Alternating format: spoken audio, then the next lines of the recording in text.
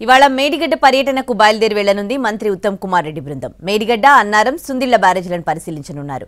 NDSA సూచనల మేరకు బ్యారేజీలను పరిశీలిస్తున్నారు. మరోవైపు ఇవాళ అన్నారం, రేపు సుందిళ్ల బ్యారేజీలను పరిశీలించనుంది జస్టిస్ ఘోష్ కమిషన్. ఇవాళ మేడిగడ్డ ప్రాజెక్టు పనుల పరిశీలనకు వెళ్లనుంది మంత్రి ఉత్తమ్ కుమార్ రెడ్డి నేతృత్వంలోని బృందం. మేడిగడ్డ, అన్నారం, సుందిళ్ల బ్యారేజీలను ఎన్డీఎస్ఏ సూచనల మేరకు పరిశీలిస్తున్నారు. ఎల్ఎన్టీ, నవయుగ సంస్థల ప్రతినిధులతో కలిసి ఉత్తమ్ పర్యటిస్తారు. ఇరిగేషన్ ఉన్నతాధికారులతో కలిసి పనులను సమీక్షిస్తారు.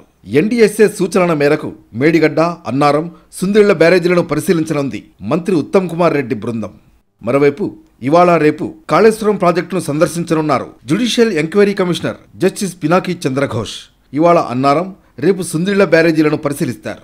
బ్యారేజీల మరమ్మత్తు, పునరుద్ధరణ పనులను ఈ నెల 10వ తేదీలోగా పూర్తి చేయాలని ప్రభుత్వాన్ని కోరారు. ఇప్పటికే బ్యారేజీలను నిపుణుల కమిటీ పరిశీలించింది. పనులు ఎంతవరకు జరిగాయో తెలుసుకునేందుకు పీసీ ఘోష్ క్షేత్రస్థాయిలో పర్యటిస్తున్నారు. 15 రోజుల పర్యటనలో భాగంగా సోమవారం నుంచి విచారణను ప్రారంభించనుంది కమిషన్. ఇక కుంగిన 7వ బ్లాక్లో జామైన 16వ గేటును 100 మీటర్ల పైకెత్తారు అధికారులు.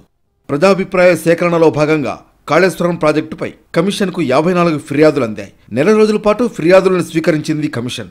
బ్యారేజీల నిర్మాణంలో నిర్ణయాత్మక పాత్ర పోషించిన అధికారులు, ఇంజనీర్లు, మాజీ ప్రజాప్రతినిధులకు 2 లేదా 3వ వారంలో కమిషన్ నోటీసులు ఇచ్చే అవకాశాలున్నట్లు సమాచారం.